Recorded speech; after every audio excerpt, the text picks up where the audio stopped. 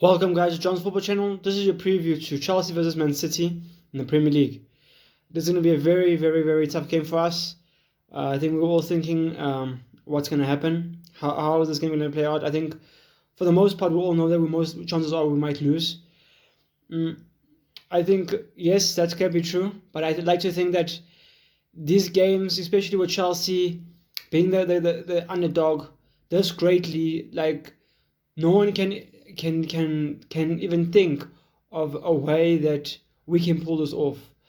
But I have this small little feeling somehow, some way. This is only Chelsea's DNA. Only Chelsea has this characteristics about them that say, okay, no matter what can go wrong, somehow, some way, we can pull it off.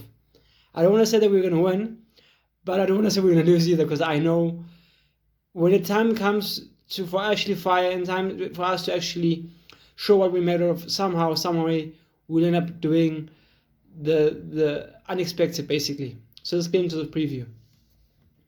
So obviously we're playing at Stamford Bridge. We're playing at home. We haven't done well at home recently, or even in the Premier League this season. I think we have better away form than home form. And our current form is that we have lost out of the 5. We have lost 3. We have lost to Newcastle, PSG, and then Everton, PSG, and then 3-0 to Everton, and that makes 7. And then ironically, in some way, we'll end up getting 7 against Port Vale. So is that in a sense making up, like, guys, we knew what we were doing back then. Let's just put the 7 goals that we conceded, let's put them against Port Vale, just to balance everything out. Obviously, Port Vale is nowhere near the caliber of other teams that we played, like the likes of Everton, PSG, and Newcastle. But it is kind of crazy how we conceded 7 and now we're going to score 7 as well. Also, we all know that most of us are having a good thing about us, saying that we have done poorly and whatever, and now just because we went against Port Vale doesn't give us any right to think that we can deserve anything from this game, which is 100% true. It's a different competition, different league, different caliber of team that we're playing.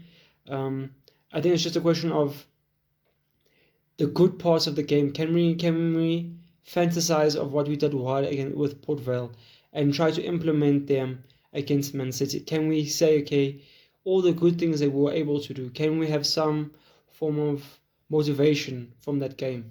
No matter how small the game was, can we find some way to bring that goodness that we did in that game to this game against Man City?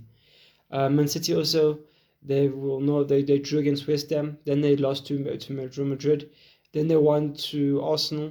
I think it was the Carabao Cup, and then they're going beat Liverpool as well.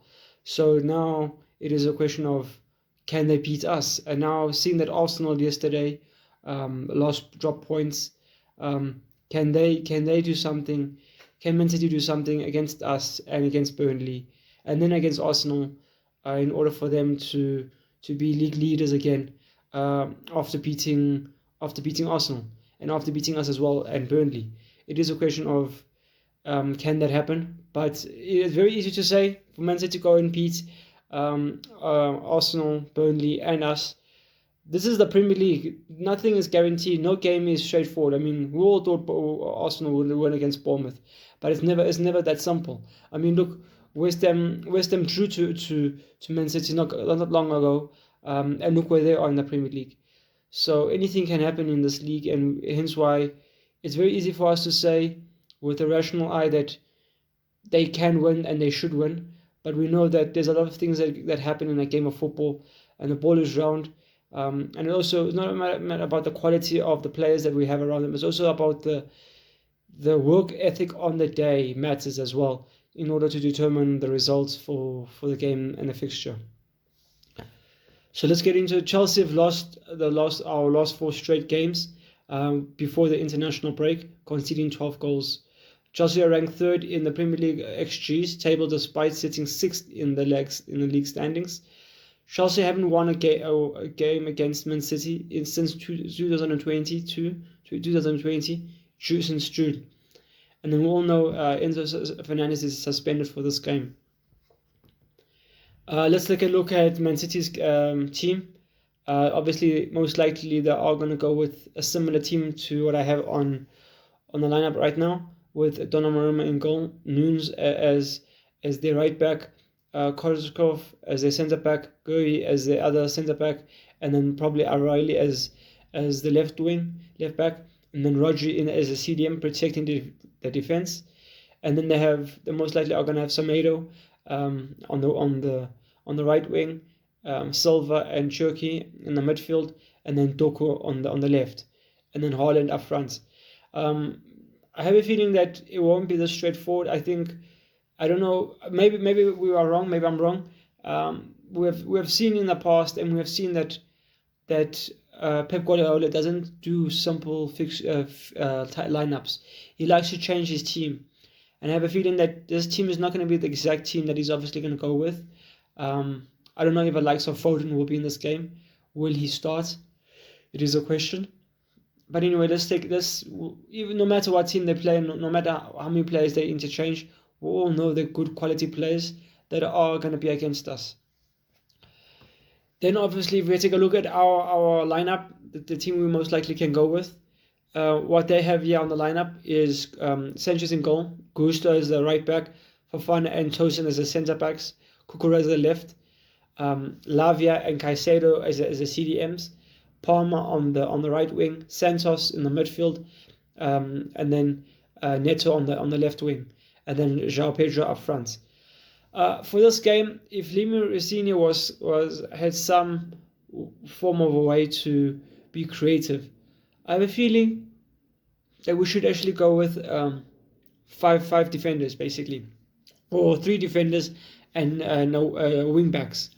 The reason why I say so, I think it will help us be defensively solid, as well as being able to bomb up the flanks. But now here's a question of, do we have the capabilities to do that? Do we have the men to do that? Is another question. I think Gusto can play that role. He can play that right wing ball well. I think he does have the pace for it. It's just a question of who's the other centre back that we might have to bring in order for us to cater that type of defense. I don't know, maybe could it be Balenciaga as well? Could Balenciaga be on the side as well? Could we see Fofana, Tosin and Balenciaga as the centre backs? And then we have Cucurella and Gusto as the wing backs. And then we have Lavia and Caicedo. It is a question of, will Lavia start? I think Lavia is a top baller. If he does start, I think he and Caicedo can start together. And then we're going to obviously need to have Palmer and then Neto and then João Pedro. And then probably as the game goes on, we can either take off one of the players and then bring on Estevao and even bring on Santos. Santos is like a working horse, basically. He looks like another engine. He's not the best engine in the world, I would say, but I think he does do his job. He reminds me of the likes of Ender Ferreira at Man United, the likes of, similar to Golio Conte, but nowhere near the level. He does his work cleanly. He's a player that's on the field. You don't really notice him. He does all the dirty work and does simple things. He doesn't like to overcomplicate anything, and I think that's why we don't necessarily notice him as much as some people would like to. But I think he's a very simple person, able to do his job, and just that. It is a question of, will it be good enough for us to play against Man City with the team that we have? Are they going to be able to rise to the occasion and actually compete is another question. Will Liam Rosenior and the team be able to work together in order to get a result here? Or is there still problems? Can there still be problems in this game like we saw with Everton? I think probably the team will fight a bit more against Everton because Everton, the team was, obviously we thought we were going to get 3 points, and that was not the case. But I think that in this game against Man City, we definitely need to fight. We definitely need to show what we are made of. And I think it's a very big game, and I think hence why everyone will be working together to achieve the goals. It is a question possibly that I think also what is a team actually? What are our objectives as a team? Does the team just want to prove a point to the owners to say, screw it, we don't care about this football club anymore, we don't care about how things are run, let's force change? I would agree with that. I would understand where the players are coming from, but now we are so close to the end of the season. I mean, we worked so hard for the last year or so in the Premier League. Why mess it up all now when we are so close to achieving some form of formality for the team, and for us to be able to go into next season knowing that there's a small chance that things can change for the better in our favor if things go our way and if we qualify for Champions League football. So let's look at obviously the two main men that we're going to be looking at for this game. Teams the players that have scored quite a lot of goals for their teams, the likes of João Pedro and Holland. João Pedro has 14 goals this season, and Holland has 22 assists. Holland has 7. João Pedro has 5. Minutes per goals is 166 for João Pedro, and then Holland it is 110. Shots on target per match, João Pedro has 1.8, and then Holland has 2.1. So clearly he's shooting a lot more times than João Pedro, and João Pedro needs to be able to get in those chances and be able to actually take them, and also work the keeper correctly and know when exactly to take his chances. Hopefully he's able to do so. Man of the matches, Holland has 9, João Pedro has 3. So obviously Holland dominates João Pedro in this game. But what I like about João Pedro, obviously, João Pedro is more of a player that is able to beat his man, being able to do the other types of roles and characteristics that Holland might not have in his locker. The likes of dribbling, like the likes of being able to get stuck in. We all know, and we can only assume that Holland doesn't have those characteristics about him. So it is a question of can João Pedro be a better player in this game? Can he be able to dominate the defense?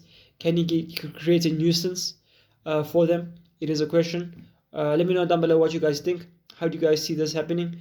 Obviously, we won't go back and be against Holland not to score. But we do hope that, as we are Chelsea supporters, we do hope for João Pedro to do a lot better than Holland for this game. Then obviously Holland has scored 19 goals before Christmas, but only scored 3 in the last 12 matches. So currently he's off form. Hopefully that goes in our favour. And then we all know that obviously Man City beat Arsenal and Liverpool in both cup matches in order to progress into the next stage and to win it. City trail Arsenal by 9 points with the game in hand in the host next week. So it is a question of, can they catch up? And they need to catch up in order for them to lead the table, and that would mean that they would need to beat us today. Holland scored a hat-trick in the 4-0 FA Cup demolition of Liverpool last week. It is a question of, is he back on form? Can we stop him? Can we show for a game that we are able to go to those standards and also be able to compete against Man City? That is a question as well. And we all know that Liam Rosinha is nowhere near the level of Pep Guardiola, but it's a question of, is there something that we can do as a collective that can be not to overdo it or to overthink and to overpower Pep Guardiola's thinking and tactics, but can we find a way that we can communicate as a team and actually find a way just for a game and for this fixture? Can we find a way to close the gap? Man City have gotten the better of Chelsea, late unbeaten in the last 9 Premier League matches, beating two sides. A win for Chelsea would mean the first against Man City in the league since May 2021. Man City during that period have outscored the Blues with 15 goals for 7 against. So every 1 goal they got, for every 2 they have, we have 1, basically. Then we look at the last 5 games. We lost 1-0 in the FA Cup in 2024, then 4-2 in August, and then in the same year 2024 we lost 2-0, and then in 2025 we lost 3-1, and then in January we drew against them. So now it is a question of, can we better this draw result, or can we meet it and actually compete again for this game? It is a question. Let me know down below what you guys think for this game, and how do you see this game going. Now also, if we take a look at the Premier League, obviously Arsenal's on 70, Man City's on 61, Man United's on 55, Arsenal Villa's on 54, Liverpool is on 52, and then Chelsea's on 48. Brentford is on 47, and as well as Everton's on 47 as well. Can we get 3 points, and can we go to 51? Can we actually put the pressure on Aston Villa and Liverpool? We would be 3 points behind. That Arsenal Villa still have to play, but it is a question of, we'll be 3 points behind Aston Villa, and then 1 point behind Liverpool. So let me know down below what you guys think. How do you see this game going? And obviously for this game, I'm gonna go with possibly. We know if I'm gonna say a scoreline for Man City, I'm gonna say 3-1. I do think they beat us 3-1. Even 3-0, I would say. I don't think we could actually score if they play very, very well. But if we had to win, I think we would either have to win 2-1 or 1-0. But 1-0 seems unlikely. I do think they're going to score. So I'm going to go for a 2-0 if we're going to have to beat them, basically. Let me know down below what you guys think. This is my preview of Chelsea versus Man City. Leave a like, comment, and subscribe. Peace.